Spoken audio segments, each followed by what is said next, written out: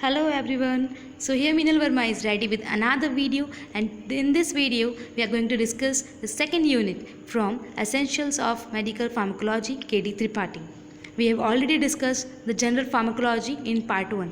So in this we are going to discuss the second unit from KD Tripathi. So let's begin our video. The first important table here is the sites of cholinergic transmission and type of receptor involved. So you have to learn specific receptor like at ganglia which type of receptor is present, that is nicotinic receptors. At skeletal muscle which receptor is present, that is nicotinic receptor. At CNS muscarinic and nicotinic both are present, as well as the DMPP full form and PTMA full form is also must for this, as well as selective agonist and antagonist also you have to learn in this table. Next table is about the characteristics of important subtypes of muscarinic receptors. This is most important for the respect of GPAT and NAPER exam because the direct questions are asked like M1 receptor is which type of receptor? It is a GPCR receptor. Then it acts through which mechanism? It acts through IP3-DAG pathway, that is increase the calcium, cytosolic calcium. As well as it is also as the agonist and antagonist for M1, M2 and M3. Most common question, it has a repeated one, that is M1 receptor, selective M1 receptor, that is pyrazepine, oxytrimodine, and antagonist is pyrazepine.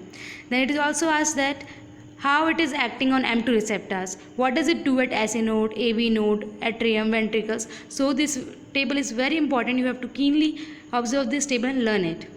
Next is the characteristics of subtypes of nicotinic receptor.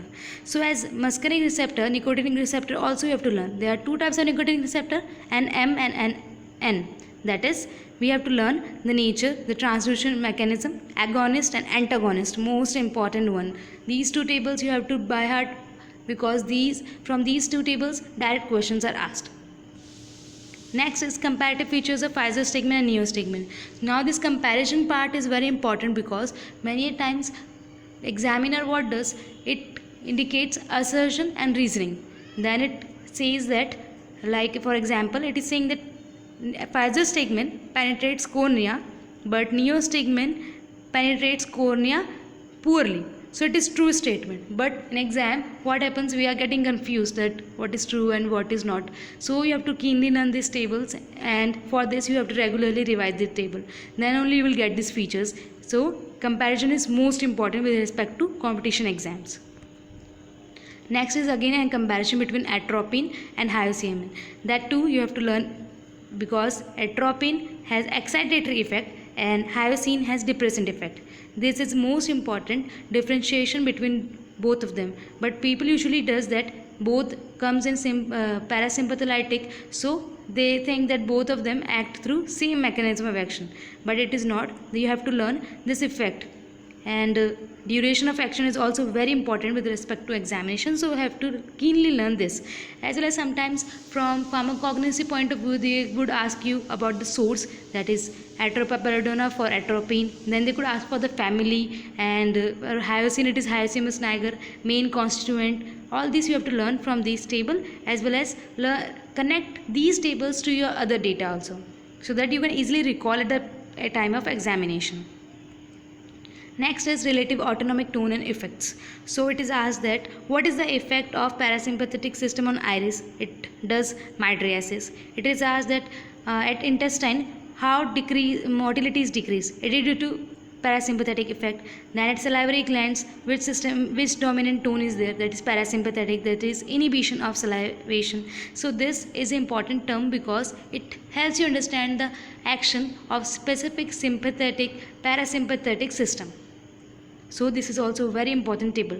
I would say whole autonomic nervous system, that is second unit from KD Tripathi, is most important with respect to both the examination, that is GPAT and NAPER, because most of the questions are asked from this, and most of the students go wrong in this question, and that becomes a plus point for you who has done these chapters very confidently and easily.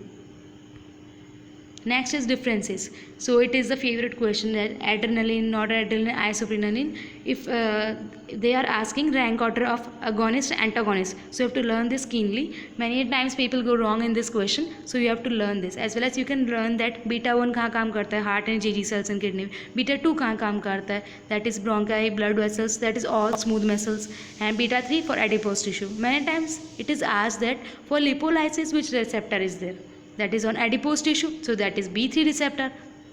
So beta 3 you have to learn this way, and you have to correlate all the tables all together at the time of examination. That's why revising these tables regularly help you out. Next is differences again. Then again you have to differentiate between alpha 1 and alpha 2. So most important one is, people get confused between alpha 1 and alpha 2. So you have to remember that alpha 1 is post junction, it is coming after the junction, and alpha 2 is pre-junction. So if you can remember that there is a synapse, and pre-junction is alpha 2 and post-junctional is alpha 1. Both the effects are also different. Why? Because one is acting through IP3DAG pathway and one is through CAMP. That too, it is decreasing CAMP. So you have to learn them, and you have to mostly observe the selective agonist and antagonist. For alpha 2 agonist is clonidine, yohimbine and ribulfizine is antagonist. For selective antagonist and agonist are more important. So you have to learn them in both the tables. Comparison, references, they are very, very important with respect to examinations. Then comes the drug action through modification of adrenergic transmission. So usually it is asked that vesicular uptake is, for vesicular uptake blockade, which drug is there? That is reserpine. For vesicular noradrenaline displacement, which drug is there? Guanethidine. Then for receptors mimicking, that is agonist. So this is phenylephrine and clonidine. How does they act? What is the response produced by them? So this table is also very important. You have to learn this also. And synthesis of Na, how it takes place. So its inhibition is done by alpha methyl dopa. Axonal uptake blockade is done by cocaine, desipramine, guanethidine, ephedrine, etc. Next is adrenergic responses. Again comes a comparison between alpha and beta forms. Both the forms are coming in the sympathetic system. For the sympathetic system, what is the function, what is the procedure, is detailed explanation of both the alpha and beta forms is given in this table. So this table also become very important. Even if you forget to revise whole chapter of this second unit, but if you have done with these tables, then also you can succeed in your examination, because usually the questions are framed from these all tables, as well as the comparison and differences, and you have to do the classification, which is already given in that KD Tripathi textbook, or you can refer any other textbook as your wish, but classification and these tables are much more important. Next again comes a comparison between adrenergic and anti-adrenergic system, or we can say adrenergic neuron blocking drugs. So you have to learn both the things, as well as examples are must. Don't you forget the examples. Examples are very important, because examples are directly asked, because you know that 1 mark question is there, so you have to provide them the best. So you have to learn both the comparison. Next is adrenergic blocking drug. This is a simple classification that how first generation acting and second generation and third generation. It is for propranolol, timolol, sotalol. These all are beta blockers, and third generation is alpha beta both blockers, and first and second are with additional blocking. First and second is beta blocker. Okay, so you can remember this, that beta blockers में lol आता है, but people usually get mistaken that beta blockers also have generations like first, second and third. So you have to learn them very keenly. This table is most important. Next is mode of action of ocular hypotensive drugs.